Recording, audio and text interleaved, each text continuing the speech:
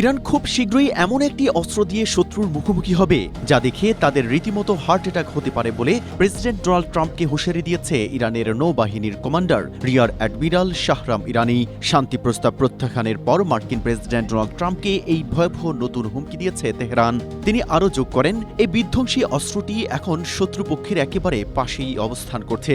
এনডিটিভির প্রতিবেদন অনুযায়ী অ্যাডমিরাল শাহরাম ট্রাম্পের অর্থনৈতিক চাপ প্রয়োগের কৌশলকে উপহাস করে বলেন, হরমুজ প্রণালী বন্ধ করে ইরানকে ভাতে মারার পরিকল্পনা এখন সামরিক একাডেমিগুলোতে স্রেফ হাসির খোরাক। তিনি দাবি করেন, ইরানি বাহিনী ইতিমধ্যেই মার্কিন বিমানবাহী রণতরী ইউএসএস আব্রাহাম লিঙ্কনের ওপর অন্তত 7টি সফল ক্ষেপণাস্ত্র হামলা চালিয়ে সেটির আকাশ অভিযান স্তব্ধ করে দিয়েছে।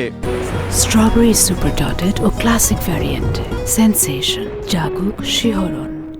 ইরান স্পষ্ট করে দিয়েছে যে তারা আরব সাগরের দিক থেকে হরমুজ প্রণালী সম্পূর্ণ বন্ধ করে দিয়েছে এবং মার্কিন রণতরীগুলো আরও এগোলে কোনো বিলম্ব ছাড়াই চূড়ান্ত সামরিক পদক্ষেপ নেওয়া হবে।